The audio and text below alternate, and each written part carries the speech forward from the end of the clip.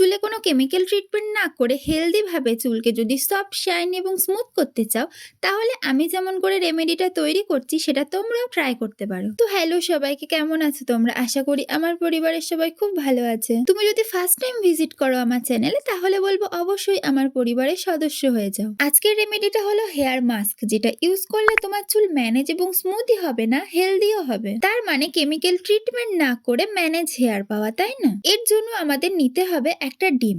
ডিমটা ভালো করে এভাবে ফেটিয়ে নিতে হবে। তোমরা কিন্তু ডিমটাকে হ্যান্ড ব্লেন্ডার বা মিক্সি দিয়েও ফেটিয়ে নিতে পারো, বা আমি যেভাবে দেখাচ্ছি এইভাবেও কিন্তু তোমরা ডিমটাকে ফেটিয়ে নিতে পারো। আমি তো বলবো এই প্রসেসটা একটু ধৈর্য নিয়ে করো, কারণ এটা করতে একটু টাইম লাগবে। ডিম হলো চুলের সুপারফুড। ডিম কিন্তু খুব অল্প সময়ে রুক্ষ চুলের উজ্জ্বলতা বাড়াতে হেল্প করে। তাছাড়া ডিমে থাকা প্রোটিন চুলকে মজবুত করে এবং আমাদের স্ক্যাল্পকে ঠিক রাখে। শুধু তাই নয়, হেয়ার ফল কমিয়ে হেয়ার গ্রোথেও সাহায্য করে। কিছুক্ষণ ধরে ফেটানোর পর যখন দেখবো ডিমটা ঠিক এরকম ফেনা ফেনা হয়ে যাচ্ছে, তখন এতে ঠিক পরিমাণ মতন 1 চামচ নারকেল তেল দিয়ে দেব, এবং এতে নারকেল তেল দেওয়ার পর এটাকে আর একবার একটুখানি মিক্স করে নেব। তো এবার এটাকে দেখো আমি সাইডে রেখে দেব। এবার আগে থেকে কেটে রাখা একটা অ্যালোভেরার পাতা থেকে ভালো করে অ্যালোভেরার জেলটাকে বের করে নেব। কিভাবে গ্রাইন্ডার ছাড়া তোমরা অ্যালোভেরার জেল খুব সহজেই বাড়িতে বানিয়ে নিতে পারবে, তার উপরে কিন্তু আমি অলরেডি এর আগে একটা ভিডিও বানিয়েছি। সেই ভিডিওর লিঙ্কটা আমি ডেসক্রিপশনে দিয়ে দিচ্ছি, যেখান থেকে তোমরা সহজেই দেখতে পাবে যে কিভাবে অ্যালোভেরা জেলটাকে তৈরি করবে।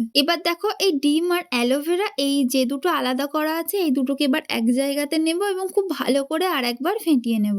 একটু ফেটিয়ে নেওয়ার পর এর মধ্যে আমরা অ্যাড করব 1 চামচ পাতিলেবুর রস। এবার এই সবগুলো ইনগ্রেডিয়েন্টস গুলোকে আমরা খুব ভালো করে আর একবার কিন্তু ফেটিয়ে নেব। আচ্ছা, এবার দেখো আমার কিন্তু খুব ভালো করে সবকটাকে মিক্স করা হয়ে গেছে এবং আমার এই রেমেডিটা তৈরি। এবার আমি এই রেমেডিটাকে সাইডে রেখে দেব। এবার ভালো করে চুলটাকে আঁচড়ে নেব, যাতে চুলে কোনো প্রকার ফাঁদ না থাকে। এবার এই রেমেডিটাকে আমি পুরো স্ক্যাল্পে লাগাবো ফার্স্টে, এবং স্ক্যাল্পে লাগানো হয়ে গেলে আমি পুরো লেন্থে কিন্তু পার্ট পার্ট করে পুরো লেন্থে লাগিয়ে নেব। লেবুতে আছে ফলিক অ্যাসিড, ভিটামিন সি, যা আমাদের স্ক্যাল্পের ড্যান্ড্রফ কিন্তু দূর করতে সাহায্য করে। তাছাড়া ডিমের কিন্তু একটা বাজে গন্ধ থাকে, সেই গন্ধটাও কিন্তু লেবু এখানে হতে দেবে না। নারকেল তেল আমাদের চুলে পুষ্টি যোগাবে। যাদের চুল একেবারে পাতলা, তাদের জন্য কিন্তু এই হেয়ার মাস্কটা কিন্তু খুবই উপকারী। দেখো, বেশি প্যানিক করার দরকার নেই। মানে ডিমের তো একটা খুব বাজে গন্ধ হয়, যেটা নিয়ে অনেকে চিন্তা করে। আমরা যেহেতু এখানে লেবু ব্যবহার করেছি, তাই তুমি কিন্তু নিজে সেরকম খুব একটা বাজে গন্ধ পাবে না।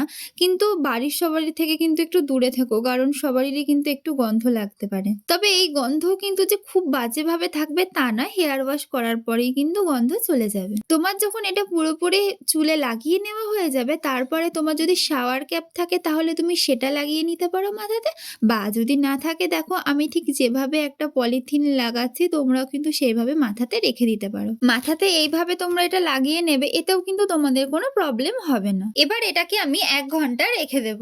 আচ্ছা, আর একটা কথা, যেটা হচ্ছে এটা যেহেতু একটা প্রোটিন মাস্ক, তাই তোমরা মাসে কিন্তু একবার করে এটা ব্যবহার করতে পারবে। দেখো কতটা স্মুথ লাগছে আমার চুলটা, আর কতটা সিল্কি হয়েছে। আমার কথায় নয়, জাস্ট একবার ব্যবহার করো। ব্যবহার করলেই তোমরা বুঝতে পারবে যে রেমেডিটা কতটা ভালো কাজে দেয়। তো চলো, আজকের মতন এইটুকুনি। দেখা হচ্ছে অন্য ভিডিওতে। ততক্ষণের জন্য সুস্থ থাকো তোমরা।